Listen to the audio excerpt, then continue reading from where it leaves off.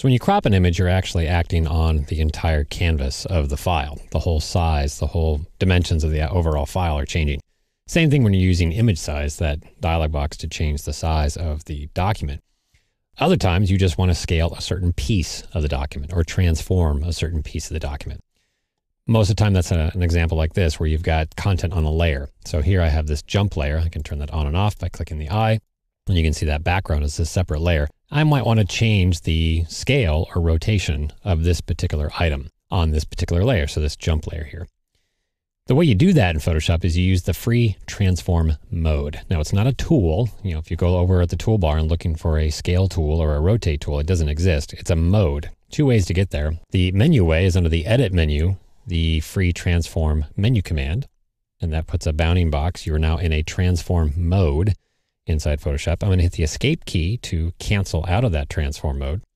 The way that I recommend is to use the keyboard shortcut. So that's Command or Control T for transform. Once you're in the free transform mode, there's now a bounding box around your content. And if you want to scale it, you just grab a corner handle and start dragging. If you're doing a corner handle, you're scaling both the width and height at the same time. Free transform implies that you can just do it freely, right? And there's no constraining going on.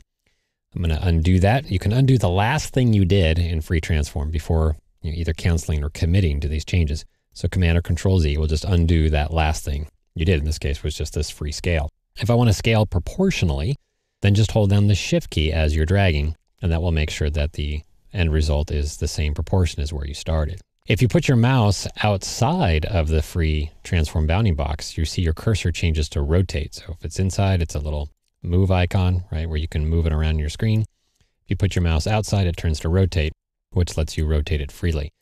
Now, by default, it's rotating from the center of the image. That might be a little tough to see, but there's this little crosshair thing in the middle of the bounding box there. You can actually move that to somewhere else. So if you want to rotate from, say, the upper left-hand corner, you can just click and drag on that little target and move it there. So now when you move your mouse outside, it's going to be rotating from that new target, that new anchor point. Okay, so it's kind of like swinging on a rope or something, which is kind of cool. You can go back and move that back to the center. And as you get near the center, it will snap back to the center point. Now there's other different types of transformations you can make besides just scaling and rotating. If you hold down some modifier keys, like if I hold down the Command key in the Mac or Control on Windows, you can do what's called a perspective transform. And you can kind of make this be on a plane that you're stretching in space, so to speak. So there's some interesting things there. If I grab a middle handle, I can do a perspective transform and do it from that way as well. There are other modifiers as well, but if you don't want to memorize keyboard shortcuts, if you right-click in the middle of the transform box, you'll see all the different modes of free transform. So it can be used to scale, rotate, skew, distort, perspective, or warp. And then you also have very simple commands. So if I just want to flip this horizontally without having to figure out how to do that, I can just use the right-click menu command to do so. If you want to scale or rotate numerically, like a certain amount or to a certain angle, then if you take a look at the options bar at the top here, you have edit fields where you can actually change those values as well. So if I want to scale this, say, exactly 50%, I'm going to click on the W in the options bar that highlights that field, and I can just type in 50.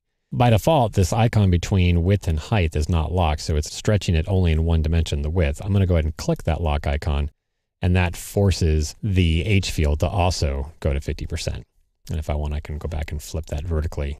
So I can add multiple transformations up during the middle of this transform. When I'm happy with all these results, I just press the Enter key, and it applies all those transformations to that particular image here.